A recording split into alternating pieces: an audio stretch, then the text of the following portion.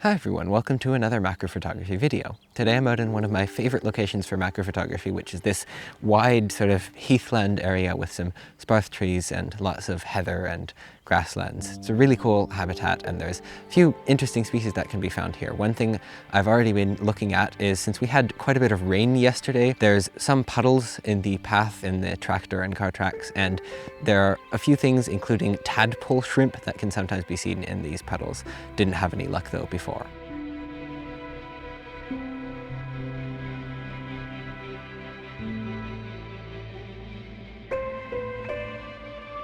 Right here on this post, I've spotted a zebra jumping spider, which is extremely fast and skittish, so I'm not sure if I'll be able to get any focus stacks, but worth a try to see if I can get any photos before it disappears into a crack on the post.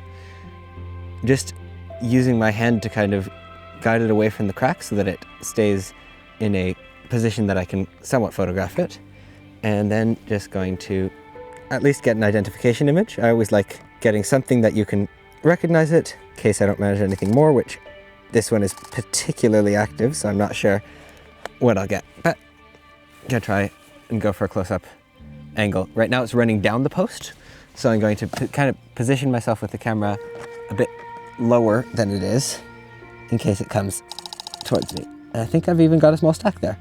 Nice.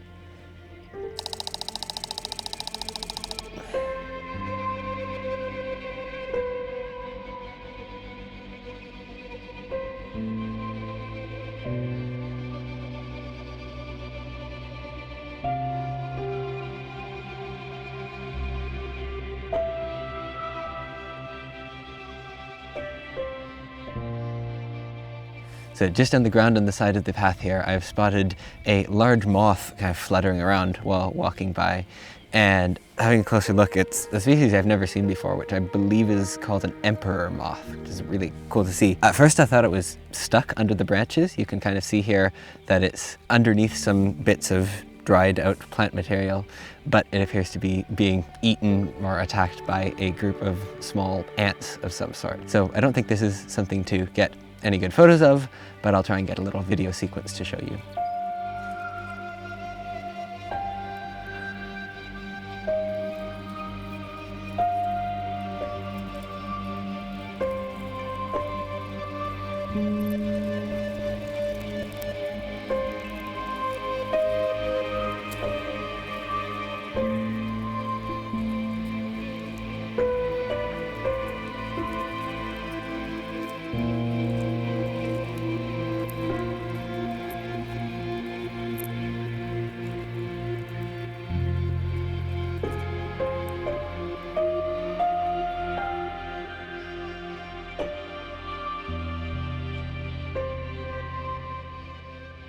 So what I've got with me today, specifically for video, since it is so bright and sunny, is this diffusion umbrella, which is something that you might be familiar with from studio photography.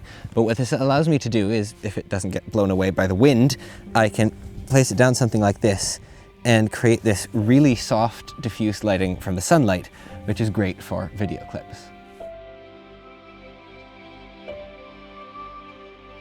So right here I found what is probably the coolest thing I've seen so far today, which is a huge wolf spider female carrying her egg sac. And I'm just going to actually use the umbrella mostly as a shade, just so that I don't have to worry about getting the sunlight, those kind of weird sunlight reflections that mix with the flash in a not so nice looking way often.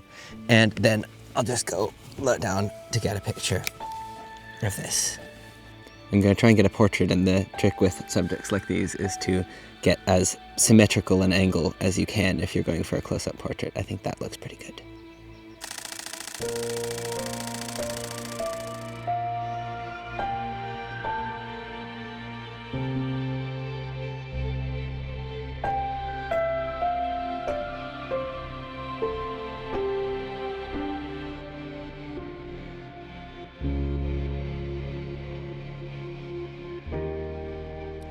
I want to take a few wider shots, not just that portrait, and since the lighting from this umbrella is really nice, I'm actually going to just use that with natural light for these wider angle shots.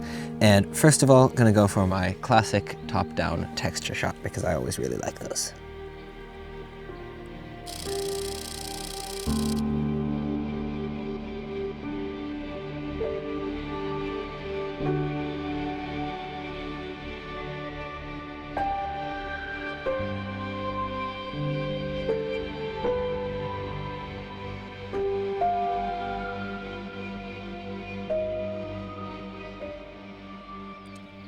This technique of shooting macro with diffused sunlight with one of these studio umbrellas was inspired by a macro photographer, Panayotis, who I met in Greece a couple of years back, who shoots a lot with this technique, and I'll put a link to his Instagram in the caption.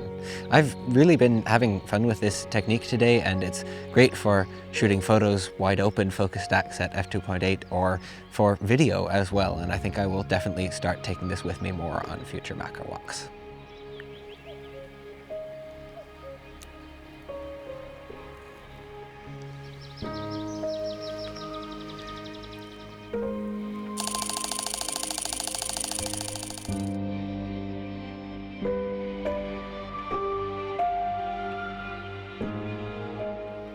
So the area I'm in was formerly used as a military training area, and while it has since been almost entirely turned into a nature reserve, there are still a few remains visible from that time, some of which are these little dips in the ground in the forest which were used as tank hides. And I've come in here specifically looking for one kind of moss which grows in these sort of bare, open banks of soil, and this moss has the wonderful German name of Blattloses Koboldmoos, which translates to leafless goblin moss. And this reminded me that there seem to be quite a lot of very strange long moss names in German, more than with any other taxonomic group that I've come across. Another example, and one of my favorites, is what is called the Birnförmiges Blasenmützenmoos, which pretty much translates to pear-shaped bubble hat moss.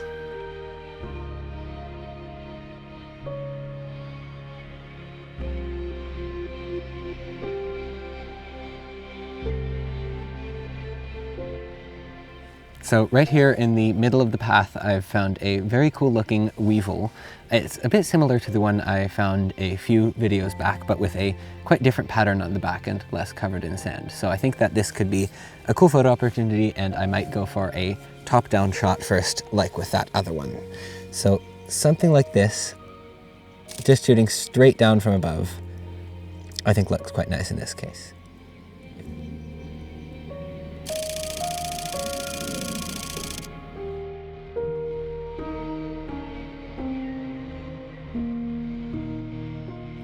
Now that I've got that top-down shot with the Flash and Diffuser, I thought I would try a couple of shots with the diffusion umbrella and natural sunlight as well. And maybe I'll do a little side-by-side comparison of a similarly framed top-down shot with both lighting methods.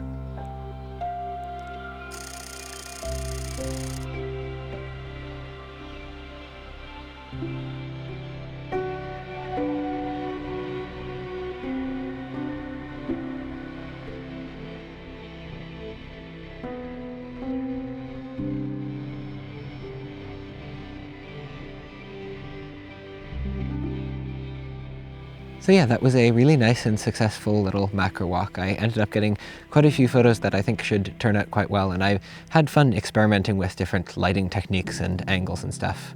For a bit of context on how many photos I take on a photo walk like this, I've ended up with about 2,000 individual frames on this camera. Now, obviously, I've been doing a lot of focus stacks, and some are quite big. I think I took one of the wolf spider that's over 100 individual images. But even so, that is a lot of photos to sort through when I get home. So yeah, thank you very much for watching. I hope you've enjoyed this video, and I'll see you in the next one.